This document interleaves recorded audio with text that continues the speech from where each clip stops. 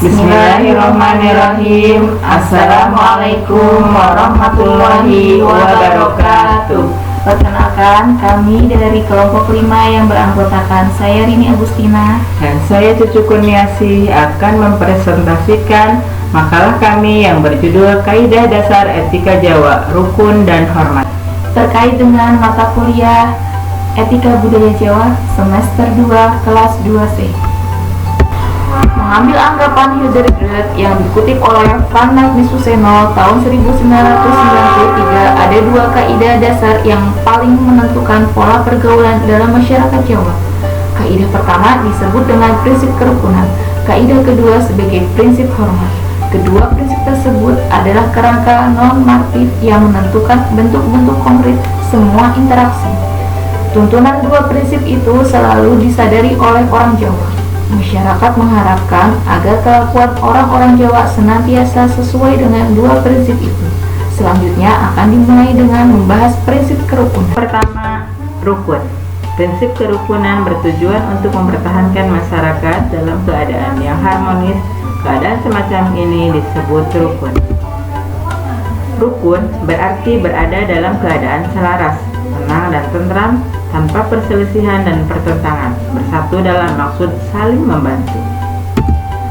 Kata rukun juga merujuk pada cara bertindak. Berlaku rukun berarti menghilangkan tanda-tanda ketegangan dalam masyarakat atau antara pribadi-pribadi, sehingga hubungan-hubungan sosial tetap kelihatan selaras dan baik-baik. Rukun mengandung usaha terus-menerus oleh semua individu untuk bersikap tenang satu sama lain, dan untuk menyingkirkan unsur-unsur yang mungkin menimbulkan perselisihan dan keresahan. Tuntutan kerukunan merupakan kaidah penata masyarakat yang menyeluruh. Rukun berarti menghindari pecahnya konflik-konflik. Oleh karena itu, prinsip kerukunan sebaiknya tidak disebut prinsip keselarasan, melainkan dengan prinsip pencegahan konflik.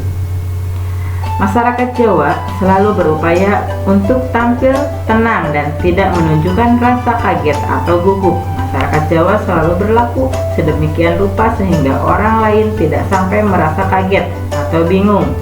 Bagi orang Jawa dewasa, diharapkan agar dalam berbicara, dalam segala tindak tanduk perilakunya dapat diperhatikan oleh orang lain, dan ia diharuskan untuk selalu berlaku sedemikian rupa sehingga tidak menimbulkan pertentangan ataupun kontroversi. Dalam berbicara, seorang masyarakat Jawa yang telah dewasa diharapkan mampu berbicara dengan suara yang tenang tanpa emosi, sehingga lawan bicara tidak hanya dapat menjawab dengan ya atau tidak, dan oleh karena itu barangkali merasa terpaksa harus mengambil sikap konfrontatif. Suatu pertanyaan dibuka dengan rumus seperti saya rasa atau barangkali. Orang Jawa menghadapi situasi di mana kepentingan-kepentingan yang berlawanan saling berhadapan dengan kehati-hatian.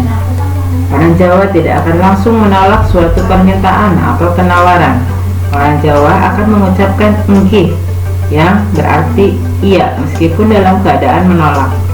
Kata penolakan seperti mboten, yang berarti tidak akan langsung diucapkan dalam penolakannya.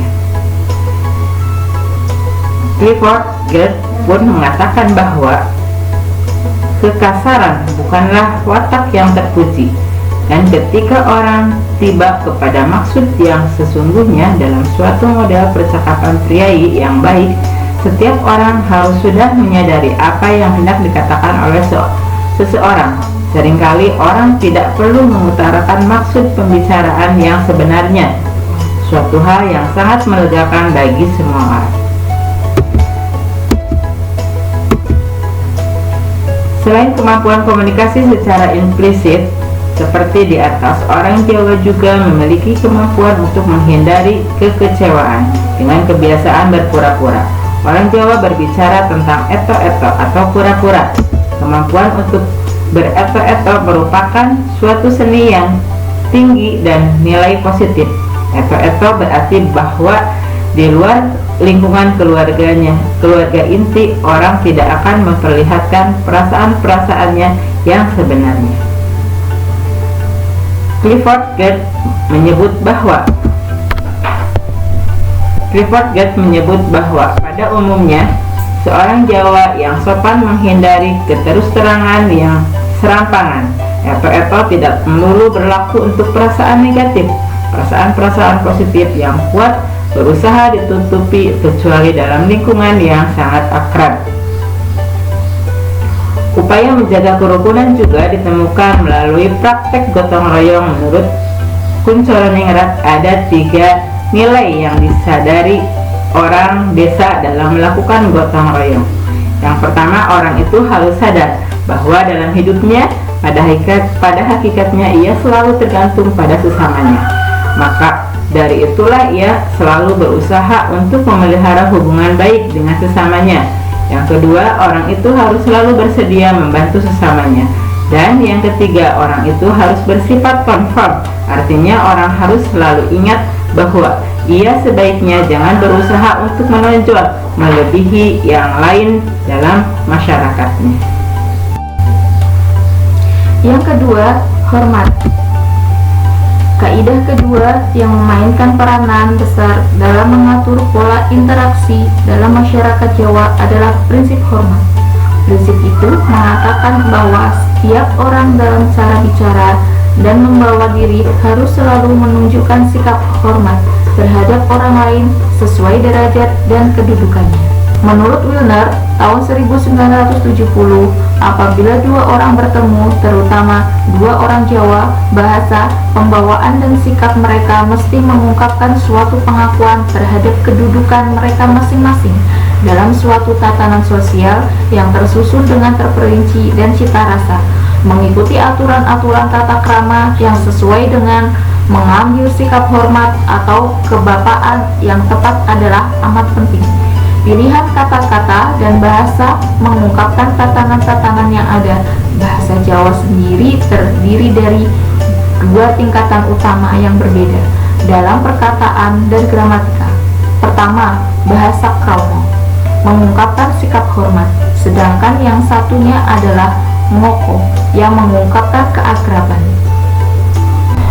Kepastian dalam menggunakan sikap-sikap hormat yang tepat dikembangkan pada orang Jawa sejak kecil melalui pendidikan dalam keluarga sebagaimana diuraikan Hildegard. Pendidikan itu tercapai melalui 3 perasaan yang dipelajari oleh anak Jawa dalam situasi-situasi yang menuntut sikap hormat, yaitu wedi, isin, dan sungkan.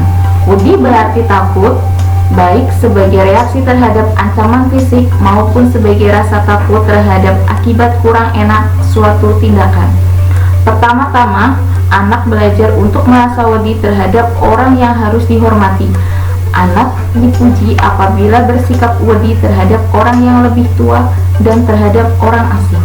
Didikan untuk merasa isin.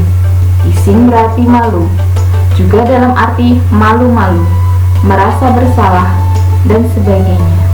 Belajar untuk merasa malu atau mengerti isin adalah langkah pertama ke arah kepribadian Jawa yang matang. Sebaliknya, penilaian orang mengerti isin, ia tidak tahu malu, merupakan suatu kritik yang amat tajam. Isin dan sikap hormat merupakan suatu kesatuan. Orang Jawa merasa isin apabila ia tidak dapat menunjukkan sikap hormat yang tepat terhadap orang yang pantas dihormati. Apabila telah memahami apa itu wedi dan isin, maka seseorang kemudian akan belajar merasa sungkan. Apabila telah memahami apa itu wedi dan isin, maka seorang Jawa kemudian akan belajar merasa sungkan. Sungkan merupakan suatu perasaan yang dekat dengan isin, tetapi berbeda dengan cara seorang untuk merasa malu terhadap orang asing. Sungkan adalah malu dalam arti yang lebih positif. Berbeda dengan rasa isin, perasaan sungkan bukanlah suatu rasa yang hendaknya dicegah. Wedi, isin, dan sungkan merupakan suatu kesinambungan perasaan-perasaan yang mempunyai fungsi sosial untuk memberi dukungan psikologis terhadap tuntunan-tuntunan prinsip hormat. Sedangkan kelakuan yang kurang hormat menimbulkan rasa tak enak. Pembatinan perasaan-perasaan itu adalah tanda kepribadian yang matang. Mengerti isin sungkan, rukun, dan mengerti kapan dan bagaimana perasaan-perasaan itu cocok, berarti bahwa orang telah mencapai cita-cita umum untuk menjadi orang Jawa.